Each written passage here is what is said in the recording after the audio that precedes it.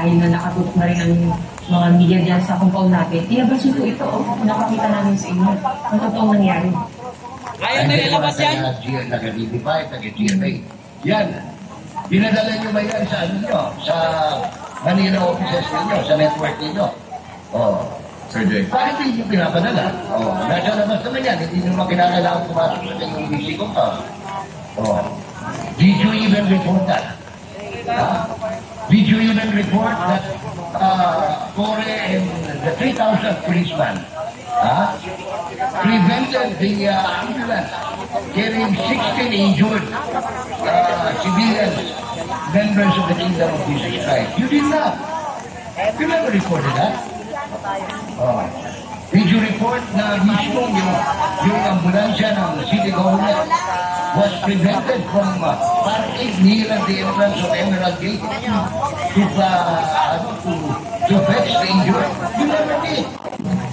Kaya hindi mo masisi kayo yung mga miyembro ng kingdom na may nanakit sa inyo. Wala silang galit sa inyo. I'm sure wala silang galit. Pero may nanakit sila. That's why they call you bayan. Diba? Tapos, dinatay natin silang media attorney.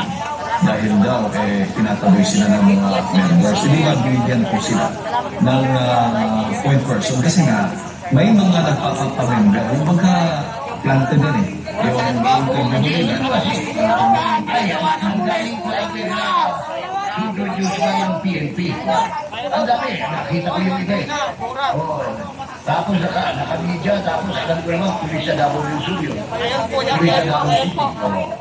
Kaya di mo masisi na magiging na. Sabing kahayupan talaga, Yung mga Nagkaanak na ng perso, mga hayop, ng mga hindi naman na. Pero sabi ko nga, ganyan ang karumal-dumal na nangyayari ngayon dito sa ating bansa. Ayan. Yan yung ganap sa KOGC ng Davao City. Karahasan ng mga pulis sa mga miyembro ng KOGC. Walang puso, walang awa. Pati ambulansya ayaw nilang papasukin. Ganyan ang mga PNP sa panahon ng administrasyong Marcos.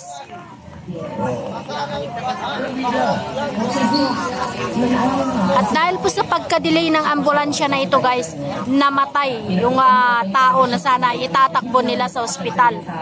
Mga religious compound lang.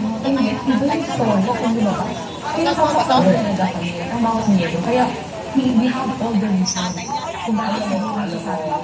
Ano, nanigarilyo pa, kasi lumawa ako, naguli ko ako, gustuhan ako. Nagbibigay ako ng sightings ng abuloy isang isa sa operate, lab operate. May nakita na akong improvement. Tapos papasok ako sa Lord Kingdom of Jesus Christ, makikita ko. Ang tawag ko, the nuns are well manicured. The church is, mabango, no? The sealers are ang mga kunin ng isang tao, isang remedyo, sa Bisaya pa. So any person who's right to life, liberty and security.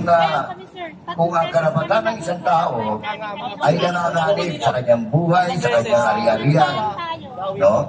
Is violated or threatened with violation by ito, pinapakita natin, by an unlawful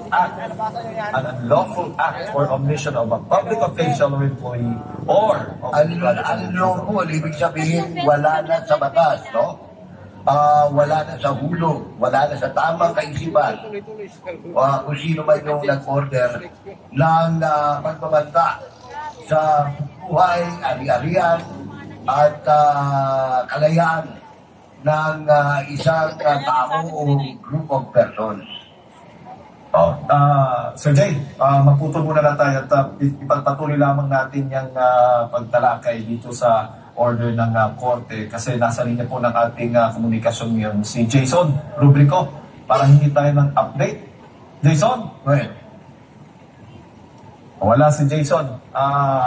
Attorney, balikan lang natin si Jason Rubrico para sa update dyan sa KOJC Religious Compound. So yun ang kahulugan ng dito petition for your will.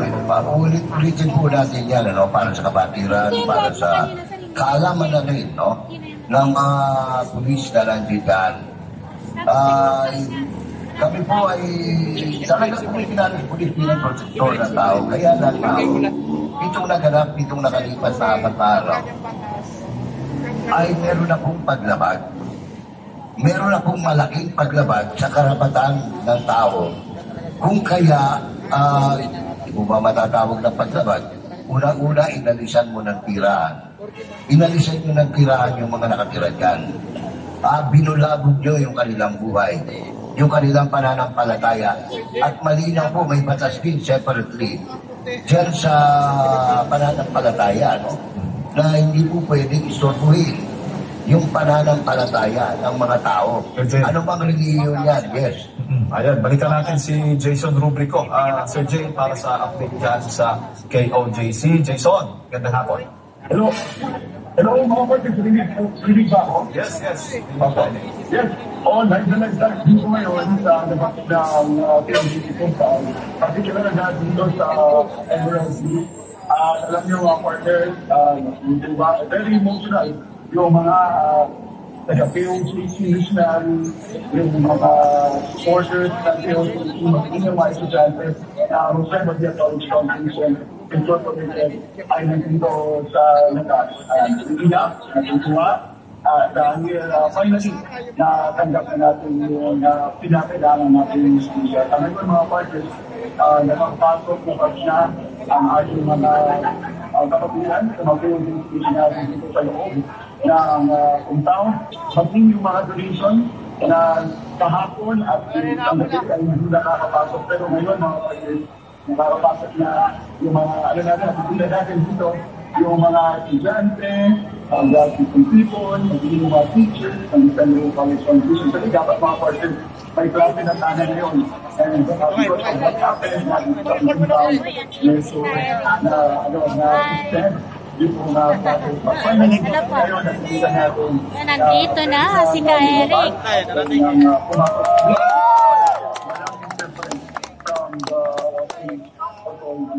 And yung mga partners, nagsisimula tayo dahil finally nakampay na natin yung isa para sa mga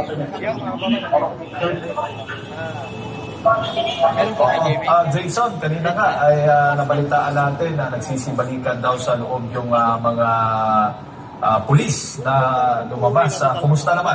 May ano na ba? Kanina sa harap ng Emerald Gate dyan, mismo sa pinapakita natin, may mga bus at truck kung saan lulan po yung mga pulis. Totoo yan. Actually, yun yung pinagtataka namin. Meron pa rin mga doon sa pag-ibig. Pinalibutan nila actually, narasada nila yung technical and those are coming from region 4. Kung galing sila sa region 4, so ibig sabihin mga oo. Yes, compound. Pero ito namang mga natin, ito mga natin na ng Emerald. Ito yung from region 12. Citizen mo punta pag wala pa speaker. Kahit meron na yung medyo yung kargada para papatuloy yung mga POJC missionary at yung mga donation na natatanggap natin. Pero now, binuksan naman, pero nag-grip pa rin sila, hindi pa rin umaayan. Yung mga yan nila ay nandito pa rin talaga ng POJC. And makakita ko lang, nakikita dito mga participants screen, yung traffic, may paano na, bukas na yung Dadaanan na. nadadaanan na, 2 linya ito, dito sa particular sa airport road, dito sa tapat ng POJC sa Galanco. Bukas na yung kalsada para sa mga private or sa mga motorista. Sabi nga lang, medyo matapit lang dahil 2 linya lang yung binuksan dito sa tapat ng POJC sa Galanco. Ito 1, 2, 3, 4 lines na the rest of the 4 lines ay inaupo pa naman na ang mga pulis sa ngayon mga kapatid. Jason, Saka yung mga sasakyan nila. oo. Minsan tanong na ako, kasi kanina, no, yung in-announce natin, no, yung court decision, kahit yung mga polis, nakita natin na masasaya sila, na lalabas na nga sana sila. Pero ngayon, ano observation mo ngayon sa mga kapulisan ng Rian? Tama yun sila. Kanina, mayroon tayong mga hirang pilihan, pero mayroon kami ang sila. Ano lang, sinanatin sila ng video dahil ayaw naman natin ayaw nila mag-interview. Pero yung nakausap natin sila mga kapatid, personally, they are very happy. Kasi ang ilan sa kanila, we're being 5 weeks na hindi nakakasama ang mga pamilya. Pero yung pag-asa kanila, natin months na hindi nila nakikita ang silang pamilya. Dahil pinadala sila dito. And kanina nga, Sir, hey, test. Sir. Sir. yung nag-usap natin na police from WBO. And sabi niya, wala naman sila nag-conduct na memo para pumunta dito. At nagkikala lang sila na hindi pa lang sa POG yung destination nila. And then, yung police na yun, nag-aalala siya sa kanyang pamilya. Pati yung pamilya ay nag-aalala na rin sa kanya. And yung lahat sila, halos lahat sa kanila, walang dalang mga ganun. Dahil hindi na nila alam na magkakagal ko na sila dito sa Davao, particularly at dito sa POG itong taon. And they will be longer. So yun yung mga pamilya. Thank you, Jason. Kasi yung mga lugar, no, kasi sila ito, sa kamusta kayo mga ang krimen dito, baka ang mga masasamang loob dito ngayon,